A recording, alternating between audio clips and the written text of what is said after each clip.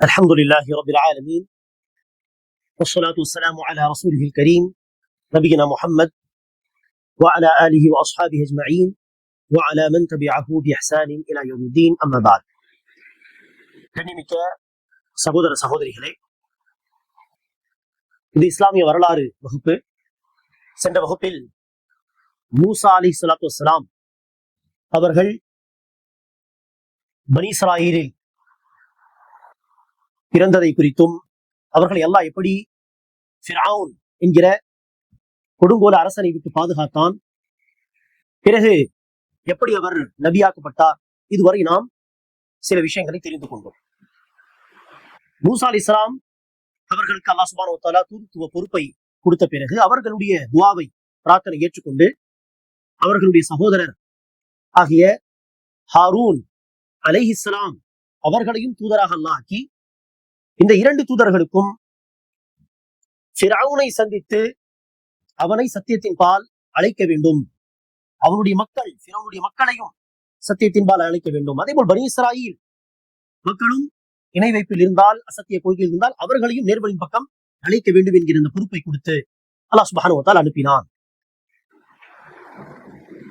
இப்போது மூசா அலைஹிஸ்ஸலாம் அவர்களாக இருந்தாலும் சரி, அவர்களுடைய சகோதரர் ஹாரூன் அலைஹிஸ்ஸலாம் அவர்களாக இருந்தாலும் சரி, யாரை மிக முக்கியமாக சத்தியத்தின் பால் அழைக்க போகிறார்கள் என்று சொன்னால் ஃபிர்அவுன் என்கிற கொடுங்கோல் அரசன்.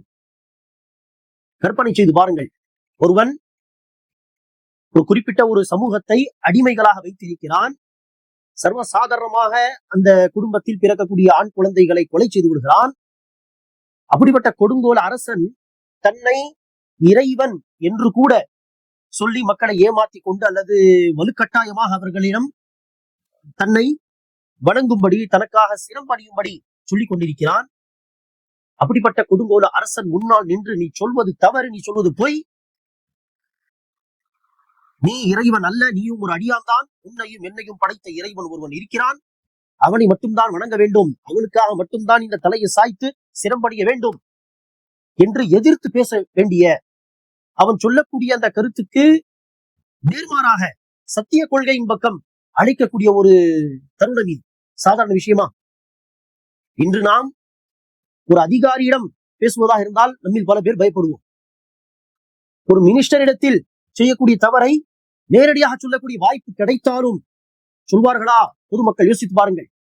ஆக மனிதர்கள் இந்த அமைச்சர்கள் போன்ற மனிதர்கள் முன்னால் பேச பயப்படுகிறார்கள் என்று சொன்னால், ஃபிர்அவுன் கொடுங்கோல அரசன் குழந்தைகள் மீது கூட ஈவு இரக்கம் காட்டாமல் அவர்களுடைய இரத்தத்தை சிந்துபவன், அவனை சத்தியத்தின்பால் அழைப்பது என்பது எவ்வளவு பெரிய ஒரு தைரியசாலிகள் செய்ய வேண்டிய ஒரு காரியம் இது. ஆக நபிமார்கள் மூசா அலைஹிஸ்ஸலாம், ஹாரூன் அலைஹிஸ்ஸலாம் அவர்கள் தயங்கவில்லையே, அல்லது யா அல்லாஹ் ஃபிர்அவுனை போய் எப்படி அல்லாஹ் அழைக்க முடியும், என்னால் அழைக்க முடியாது என்று சொல்லவில்லையே, மறுக்கவில்லையே.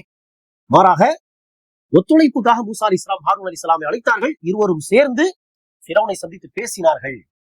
நபிகள் நாயகம் ஸல்லல்லாஹு அலைஹி வஸல்லம் அவர்கள் ஹதீஸில் சொல்கிறார்கள், மிகப்பெரிய போர் எது என்று சொன்னால் கொடுங்கோல அரசனுக்கு முன்னால் நின்று சத்தியத்தை உரக்க பேசுவது, சொல்வது.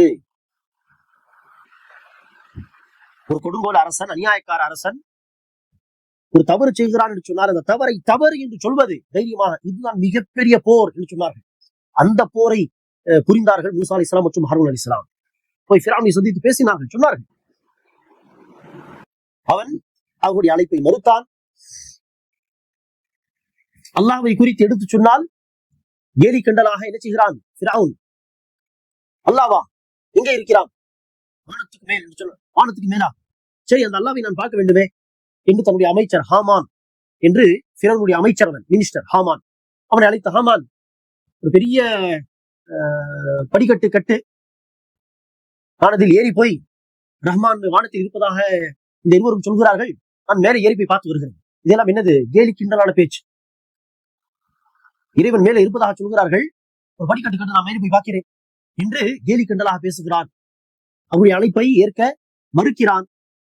யாரும் சீரியஸாக அந்த நபிமார்களுடைய பேச்சை கேட்க கூடாது என்று கேலி கிண்டல் செய்த அந்த சபையை கலைக்கக்கூடிய வேலையை பார்க்கிறான். இப்படியெல்லாம் தொடர்ந்து அவன் மறுத்துக் கொண்டே வருகிறான். எந்த அளவிற்கு என்று சொன்னால், மூசா அலைஹிஸ்ஸலாம் பல முறை அழைத்து பார்த்தார்கள். ஃபிரௌன் மூசா அலைஹிஸ்ஸலாமுடைய பேச்சை கேட்பது போல் தெரியவில்லை. ஃபிரௌனுடைய மனைவி ஆசியா அலைஹிஸ்ஸலாம் அவர்கள் நம்பிக்கை கொண்டார்கள். அவர்கள் முஸ்லிம் ஆகிவிட்டார்கள். அல்லாஹ்வுடைய உதாரணத்தை குர்ஆனிலே சொல்கிறான். ضرب الله مثلا للذين آمنوا امرأة فرعون وضرب الله مثلا للذين آمنوا நம்பிக்கையாளர்களுக்கு அல்லாஹ் உதாரணத்தை தருகிறான். யாருடைய உதாரணம்? இம்ரஅத் ஃபிரௌன், ஃபிரௌனுடைய மனைவியின் உதாரணம் என்று அல்லாஹ் சுப்ஹானஹு வ தஆலா சொல்கிறான். அல்லாஹ் குர்ஆனிலே இறை விசுவாசிகளுக்கு ஃபிரௌனுடைய மனைவியின் உதாரணத்தை பதிவு செய்கிறான். அவர்களுடைய பெயர் தான் ஆசியா அலைஹிஸ்ஸலாம். நபி ஸல்லல்லாஹு அலைஹி வஸல்லம் ஹதீஸில் சொல்கிறார்கள், கமுல மினர் ரிஜாலி கஸீர் வலம் தக்புல் மினன் நிசாஇ இல்லா மர்யம் பின்த் இம்ரான் வ ஆசியா இம்ரஅத்து ஃபிரௌன். ஆண்களில் பல பேர் பரிபூர்ணத்தை, மார்க்கத்தில் ஈமானில் பரிபூர்ணத்தை அடைந்திருக்கிறார்கள். பெண்களில் யாரும் பரிபூர்ணத்தை அடைந்ததில்லை மார்க்கத்திலே, ஈமானிலே. இம்ரானுடைய மகள் மரியமை தவிர, மேலும் ஃபிரௌனுடைய மனைவி ஆசியாவை தவிர என்று சொன்னார்கள். ஆக ஃபிரௌனுடைய மனைவி, இன்னும் சில மக்கள் ஃபிரௌனுடைய குடும்பத்தை சார்ந்தவர்கள் நம்பிக்கை கொண்டார்கள். சில பேர் பனி இஸ்ராயில் மூசா அலைஹிஸ்ஸலாமை, ஹாரூன் அலைஹிஸ்ஸலாமை நம்பிக்கை கொண்டார்கள். ஆனால் ஃபிரௌனுடைய நெருங்கிய மக்கள் யாரும் இவர்களுடைய அழைப்பை ஏற்கவில்லை, தொடர்ந்து மறுத்துக் கொண்டே வருகிறார்கள். எந்த அளவிற்கு என்று சொன்னால், அல்லாஹ் சுப்ஹானஹு வ தஆலா ஒரு கட்டத்திலே மூசா அலைஹிஸ்ஸலாமுக்கு அத்தாட்சியாக நினைச்சுகிறான். ஏற்கனவே ஒரு கைத்தடியை கீழே போட்டால் பாம்பாக மாறும், கையை இப்படி வைத்து எடுத்தால் பிரகாசிக்கும், ஒளி வரும். இது அத்தாட்சி. இது போக அல்லாஹ் சுப்ஹானஹு வ தஆலா மூசா அலைஹிஸ்ஸலாமுக்கு 9 அத்தாட்சிகள் கொடுத்ததாக சொல்கிறார். 9 அத்தாட்சிகள். ரத்தம் ஒரு அத்தாட்சி. ஃபிரௌனுடைய மக்கள் எதை தொட்டாலும் ரத்தம், தண்ணீர் குடிக்கலாம் என்று தொட்டால் ரத்தம், இப்படி ரத்தம் ஒரு அத்தாட்சி. அதே போல தவளை, இங்கு பார்த்தால் நிறைய தவளைகள். ஒரு தவளை பெட்ரூமில் வந்துவிட்டால் எப்படி துரத்துவது என்று பார்ப்போமா இல்லையா? எங்கு பார்த்தாலும் தவளை என்று சொன்னால் தவளை, இந்த ரத்தம், அதே போல தூஃபான், புயல், இப்படி பல அத்தாட்சிகள் அல்லாஹ் சுப்ஹானஹு வ தஆலா கொடுத்தான் மூசா அலைஹிஸ்ஸலாமுக்கு. அந்த பிரச்சனைகளுக்கு மத்தியில் ஃபிரௌனுடைய மக்கள் கஷ்டப்பட்டார்கள். எந்த அளவிற்கு என்றால், மூசா அலைஹிஸ்ஸலாத்து வஸ்ஸலாம் அவரிடத்தில் வந்து, நீங்கள் பிரார்த்தனை செய்யுங்கள், இதை எல்லாம் நீக்கிவிட்டால் நாங்கள் நம்பிக்கை கொள்கிறோம் என்று சொன்னார்கள். மூசா அலைஹிஸ்ஸலாம் துஆ செய்தார்கள், அல்லாஹ் அதை நீக்கினான். ஆனால் சொன்னவர்கள் நம்பிக்கை கொள்ளவில்லை. இதே மாதிரி தொடர்ந்து மூசா அலைஹிஸ்ஸலாம், ஹாரூன் அலைஹிஸ்ஸலாம் சத்தியத்தின்பால் அழைக்க, ஃபிரௌன் அதை மறுக்க, இப்படி போய்கொண்டிருக்கும் பொழுதுதான் ஃபிரௌன் ஒரு முறை நினைச்சுகிறான், மூசா அலைஹிஸ்ஸலாமை இழிவுபடுத்த வேண்டும், தோற்கடிக்க வேண்டும் என்கிற நோக்கத்தில் மூசா அலைஹிஸ்ஸலாமை தோற்கடிப்பதற்காக பல இடங்களில் இருந்து சூனியவாதிகளை அழைக்கிறார், சூனியக்காரர்கள். குறிப்பிட்ட ஒரு நாள் எகிப்தை சுற்றி இருந்த பல பெரிய பெரிய சூனியவாதிகள் ஒன்று கூடினார்கள். வரும் பொழுது ஃபிரௌனை பார்த்தவர்கள் கேட்டார்கள், மா லனா மின் அஜ்ரின், நமக்கு என்ன கிடைக்கும், என்ன கூலி கிடைக்கும் மூசாவை நாம் தோற்கடித்து விட்டால்? அதற்கு ஃபிரௌன் சொல்கிறான், நீங்கள் மூசாவை தோற்கடித்து விட்டால் நீங்கள் எப்போதும் எனக்கு அருகில், என்னை நெருங்கியவர்களாக நீங்கள் இந்த அரண்மனையிலேயே வசதியோடு நீங்கள் வாழலாம் என்று சொல்ல சந்தோஷப்பட்ட அந்த சூனியவாதிகள், ஃபிரௌனுடைய வல்லமை மீது சத்தியமாக நாங்கள் தான் இன்று ஜெயிக்க போகிறோம் என்று சொல்லிவிட்டு புறப்பட்டார்கள். ஒரு மைதானத்தில் மூசா அலைஹிஸ்ஸலாம் ஒரு பக்கம், சூனியவாதிகள் இன்னொரு பக்கம். மக்கள் எல்லாம் பார்க்க அந்த சூனியவாதிகள் மூசா அலைஹிஸ்ஸலாமை பார்த்து, நீங்கள் தன்னுடைய வித்தை காட்டுவீர்களா, சூனிய வித்தை, அல்லது நாங்கள் காட்டுமா என்று கேட்க, நீங்கள் காட்டுங்கள், நீங்கள் போடுங்கள். கையில் இருந்த கைத்தடிகள், சின்ன சின்ன கயிறுகள், அதையெல்லாம் அந்த சூனியவாதிகள் கீழே போட, பல சூனியவாதிகள் பல கைத்தடிகளையும் கீழே போட, அது எல்லாமே பாம்புகள் மாதிரி காட்சியளித்தது, குத்து குத்தாக. மக்களுக்கு அங்கு பாம்பே இல்லை, கீழே போட்டதெல்லாம் கைத்தடி, கயிறு தான், ஆனால் அது பாம்பு போல் அவர்கள் தன்னுடைய சூனியத்தை கொண்டு மக்களுடைய பார்வையில் காட்டினார்கள். மக்கள் பயந்து விட்டார்கள். அப்போது அல்லாஹ் சுப்ஹானஹு வ தஆலா மூசா அலைஹிஸ்ஸலாம் கட்டளையிட்டான், தன்னுடைய கைத்தடி கீழே போடுங்கள். மூசா அலைஹிஸ்ஸலாம் கைத்தடி கீழே போட்டதும் அல்லாஹ்வுடைய அனுமதியால் அது பாம்பாக மாறி, அந்த சின்ன சின்ன கைத்தடிகள், கயிறுகளை, பாம்பு போல் காட்சி அளித்த அந்த கைத்தடிகள், கயிறுகளை விழுங்கிவிட்டது. இந்த காட்சியை பார்த்த பொழுது சூனியவாதிகளுக்கு தெரிந்து விடுமா இல்லையா, மூசா செய்தது சூனியமா, சூனியத்தின் கைவித்தையா, அல்லது இது உண்மையான அற்புதமா, முஅஜிஸாவா, மிராக்கலா என்று நிச்சயமாக அந்த சூனியவாதிகளை கணிக்க முடியும். அவர் பார்த்தார்கள், சூனியத்தை கொண்டு இவர்கள் செய்து காட்டிய விஷயத்தை செய்யவே முடியாது. இது என்னது, இவர் ஒரு தூதர் என்பதற்கான ஒரு அத்தாட்சி தான் என்று உடனே சஜிதாவில் விழுந்த அந்த சூனியவாதிகள், ஆமன்னா பிரப்பில் ஆலமீன், நாங்கள் ரப்புல் ஆலமீனை நம்பிக்கை கொண்டோம், அகிலங்களை படைத்து பரிபாலிக்கக்கூடிய இரட்சகனை நாங்கள் நம்பிக்கை கொண்டோம். ரப்பி மூசா வஹாரூன், அந்த இறைவன், ஃபிரௌன் தன்னை பத்தி சொல்கிறான் நான் தான் இறைவன் என்று. அது டூப்ளிகேட் இறைவன், அவன் அல்ல. மாறாக மூசாவும் ஹாரூனும் யார் இறைவன் சொல்கிறார்களோ அந்த இறைவனை நாங்கள் நம்பிக்கை கொண்டோம் என்று சொன்னார்கள். ஃபிரௌனுக்கு ஆத்திரம் தாங்க முடியவில்லை. காரணம், எந்த சூனியவாதிகளை வைத்து மூசாவை தோற்கடித்து இழிவுபடுத்த வேண்டும் என்று அவன் திட்டமிட்டானோ அதே சூனியவாதிகள் இப்போது முஸ்லிம்களாக மாறிவிட்டார்கள். மூசாவை அலைஹிஸ்ஸலாம் நம்பிக்கை கொண்டார்கள். ஆத்திரம் அடைந்த கோமடைந்த ஃபிரௌன் சொல்கிறான் அந்த சூனியவாதிகளை பார்த்து, என்னுடைய அனுமதி இல்லாமல் நீங்கள் மூசாவை நம்பிக்கை கொண்டீர்கள், மூசாவுடைய ரப்பை நம்பிக்கை கொண்டீர்களா? என்ன அர்த்தம்? அனுமதி இல்லாமல் எதையும் செய்யக்கூடாது என்ற அர்த்தம். لَأُقَطِّعَنَّ أَيْدِيَكُمْ وَأَرْجُلَكُمْ مِنْ خِلَافٍ ثُمَّ لَأُصَلِّبَنَّكُمْ أَجْمَعِينَ. உங்களுடைய ஒரு கையையும் ஒரு காலையும், வலது கை வெட்டினால் இடது கால், இடது கை வெட்டினால் வலது கால் என்று ஒரு கை ஒரு காலை வெட்டி தூக்கில் தொங்க விடுவேன் என்று மிரட்டினான். கொலை மிரட்டல். ஆனால் அந்த சூனியவாதிகள் பயப்படவில்லை. சொன்னார்கள், லா தைர், எந்த பிரச்சனையும் இல்லை, ஃபக்தி மா அன்த காத், உன்னால் என்ன செய்ய முடியுமோ செய்ப்போ, இன்னமா தக்தி ஹாதில் ஹயாத் துனியா, உன்னால் அதிகபட்சம் இந்த உலக வாழ்க்கையில் நம்முடைய கதை முடிக்க முடியும், அதாவது கொலை செய்ய முடியும், அவ்வளவுதான். அதை தாண்டி உன்னால் மறுமையில் ஒன்றும் செய்ய முடியாது என்று சொல்வது போல் அதிகபட்சம் என்ன செய்ய முடியும், உன்னால் நம்முடைய கதை முடிக்க முடியும் இந்த உலக வாழ்க்கை.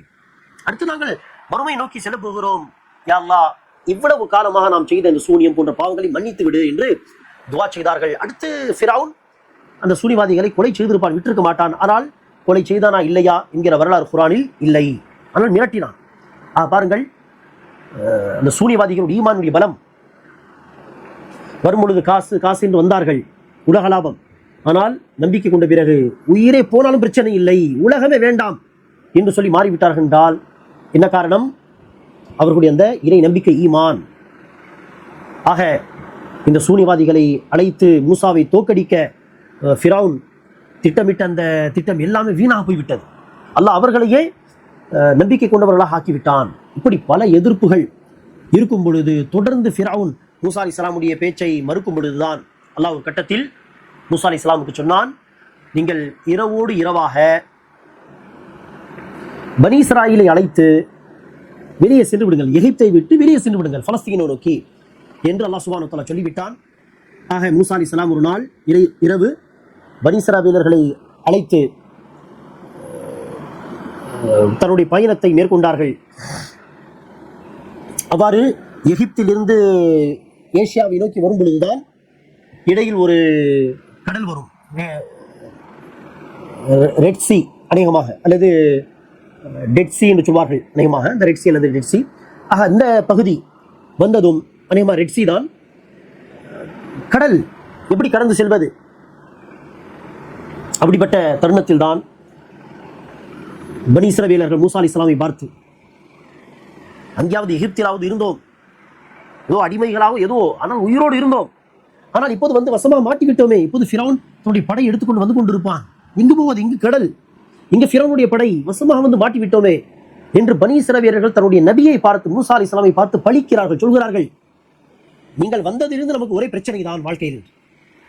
அவர் பாடுபடுவதெல்லாம் இந்த மக்களை காப்பாற்ற வேண்டும் அடிமைத்தனத்திலிருந்து என்று, மறுமை ரீதியாகவும் சரி உலக ரீதியாகவும் சரி. ஆனால் அதே தூதரை பார்த்து என்ன பேச்சு பாருங்கள். அப்போது மூசா அலைஹிஸ்ஸலாம் அல்லாஹ்விடத்தில் துஆ செய்தார்கள்.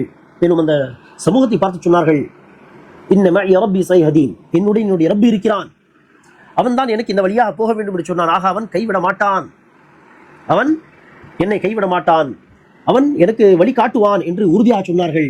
பிறகு அல்லாஹ் சுப்ஹானஹு வ தஆலா மூசா அலைஹிஸ்ஸலாமுக்கு சொன்னான், தன்னுடைய கைத்தடியை கீழே அடியுங்கள் கடலில்.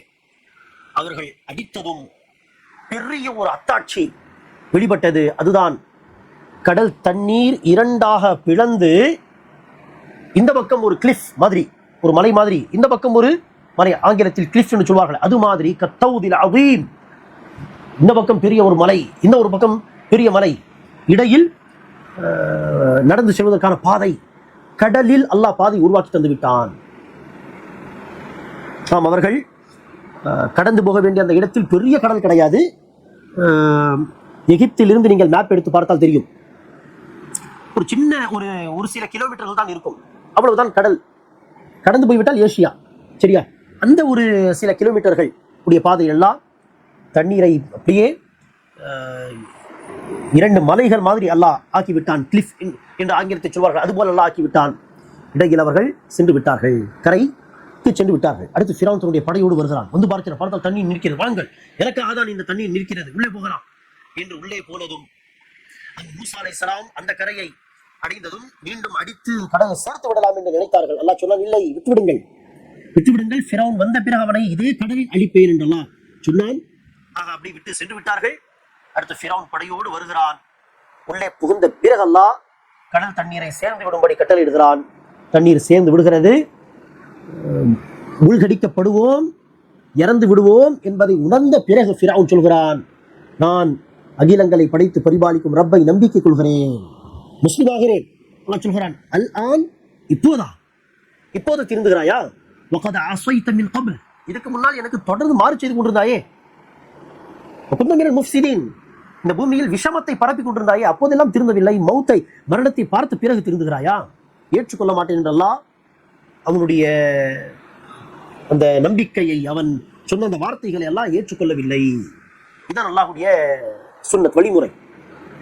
ஒரு தனி மனிதருக்கு அல்லாஹ் எந்த தருணம் வரை வாய்ப்பு கொடுப்பான் திருந்துவதற்கு என்று சொன்னால், அவர் தன்னுடைய கண்ணால் தன்னுடைய மரணத்தை பார்ப்பதற்கு முன்பாக, உயிர் தொண்டை குழி போவதற்கு முன்பாக, மரணிக்க போகிறோம் என்று கன்ஃபார்மாக தெரிந்த பிறகு அல்லாஹ் என்னை மன்னித்து விடு என்று சொன்னால் அது ஏற்றுக்கொள்ளப்படாது. சுய நினைவில் இருக்கும் பொழுது என்ன செய்ய வேண்டும்? மீள வேண்டும், மன்னிப்பு கேட்க வேண்டும். ஆக கொடுங்கோல் அரசன் எத்தனை பெயரை கொலை செய்திருப்பான், எவ்வளவு திமிரு, எவ்வளவு அகம்பாவம், ஆணவம், தற்பெருமை. ஆனால் தண்ணீரில் யாரும் காப்பாற்ற முடியாத ஒரு நிலையில் மூழ்கடிக்கப்பட்டான். அன்பார்ந்தவர்களை, நாம் என்ன உலகத்தில் ஆட்டம் போட்டாலும் மறந்துவிடக் கூடாது. மேலே ஒரு இறைவன் நான் செய்யக்கூடிய ஒரு சரி பார்த்து கொண்டிருக்கிறான். ஒரு நாள் என்னை வசமாக அவன் பிடிப்பான். அடுத்து அவனுடைய பிடியை விட்டு தப்பிக்க முடியாது. இன்ன பத்ஷ ரப்பிக லஷதீத், என்னுடைய இறைவனின் பிடி மிக கடுமையானது என்றால் சொல்வது போல். ஆக அவனுடைய பிடியிலிருந்து நாம் தப்பிக்க முடியாது என்பதை கவனத்தில் கொண்டாலே நாம் குற்றங்கள் செய்ய மாட்டோம். கொடுங்கோல் அரசன் அழிக்கப்பட்டான். அடுத்து மூசா அலைஹிஸ்ஸலாம் தன்னுடைய சமூகத்தை அழைத்துக் கொண்டு பலஸ்தீனுக்கு சென்றார்கள். அது ஒரு தனி வரலாறு, ஒரு நீண்ட வரலாறு. பலஸ்தீன் போன பிறகு அந்த பனி இஸ்ரவேலர்களை, நீங்கள் பலஸ்தீனில் சென்று அங்கு வசியுங்கள், அது உங்களுக்காக அல்லாஹ் எழுதிய இடம் என்று சொன்ன பிறகு பார்த்தால் அங்கு ஜப்பாரீன் என்றெல்லாம் குர்ஆனில் சொல்வான், மிக பெரிய பலசாலிகள் மாதிரி உள்ளே இருந்த அந்த கூட்டத்தை பார்த்து பயந்து விட்டார்கள். அவர்களோடு சண்டையிட்டு எங்கு உள்ளே போவது? நம்மால் முடியாது. அந்த பெரிய பெரிய உடல் பலசாலிகளாக இருக்கக்கூடிய அந்த மக்களை அடித்து அந்த பலஸ்தீனுக்கு துரத்த வேண்டும் என்றால், மூசாவை, நீங்களும் உங்களுடைய ரப்பும் 2 பேரும் சேர்ந்து போய் போர் புரியுங்க, நாங்கள் இங்கு உட்கார்ந்து பார்க்கிறோம். எவ்வளவு திமிரு பாருங்கள். நம்பிக்கை கொண்டவர்கள் தான், ஆனால் நபியோடு எப்படி நடந்து கொள்ள வேண்டும் என்கிற அந்த அதபு, அந்த ஒழுக்கம் கிடையாது. இப்படி பல விதத்திலே மூசா அலைஹிஸ்ஸலாமை அந்த சமூக மக்கள் கஷ்டப்படுத்தினார்கள். அல்லாஹ் அந்த சமூகத்துக்காக, பனி இஸ்ராயீலுக்காக வானத்திலிருந்து மண் மற்றும் சல்வா என்கிற உணவு வகைகளை இறக்கி வைக்கிறான். இனிப்பு பொருள், சரியா, ஒரு பறவையின் மாமிசம், இப்படி எல்லாம் எல்லாம் இறக்கி வைக்கிறான். அதை சொர்க்கத்திலிருந்து வந்த உணவை சாப்பிட்ட பிறகு சொன்னார்கள், நமக்கு இதே ஒரே சாப்பாடு சாப்பிட்டு சலித்து போய்விட்டது, நமக்கு ஏதாவது பூண்டு, வெங்காயம், காய்கறி இப்படி ஏதாவது கொண்டு வாருங்களே என்று சொன்னார்கள். இப்படி பல விதத்தில் மூசா அலைஹிஸ்ஸலாமை கஷ்டப்படுத்திய சமூகம் தான் இந்த பனி இஸ்ராயீல். அது ஒரு நீண்ட வரலாறு. படிப்பினைக்காக இதுவரை நாம் பார்த்த விஷயங்கள் இன்ஷா அல்லாஹ் போதுமானது. பனி இஸ்ரவேலர்கள் இவர்கள் தான் பிற்காலத்திலே வழிகட்டு போன பிறகு, மூசா அலைஹிஸ்ஸலாம் காட்டியிருந்த வழியை விட்டு வழிகட்டு போன பிறகு யூதர்கள் என்று அழைக்கப்பட்டார்கள். இதே பனி இஸ்ரவேலர்கள், மூசா அலைஹிஸ்ஸலாமுடைய சமூக மக்கள் பிற்காலத்திலே வழிகட்டு போன பிறகு யூதர்கள் என்று அழைக்கப்பட்டார்கள். நபிமார்களுடைய இந்த வரலாறு எல்லாம் படித்து நாமும் என்ன செய்ய வேண்டும்? படிப்பினை பெற வேண்டும். அல்லாஹ்வின் பாதையில் எப்படிப்பட்ட கஷ்டங்களை எல்லாம் அவர்கள் சகித்துக் கொண்டார்களே, ஆனால் சத்தியத்தின்பால் மக்களை அழைப்பதை அவர்கள் ஒரு நாளும் விடவில்லை. அதே போல் தான் நாமும் இருக்க வேண்டும் என்று பாடத்தை எடுத்துக்கொள்ளக்கூடிய பாக்கியத்தில் நமக்கு தருவானாக. ஆமீன். அஸ்ஸலாமு அலைக்கும் வரஹ்மத்துல்லாஹி வபரகாத்துஹு.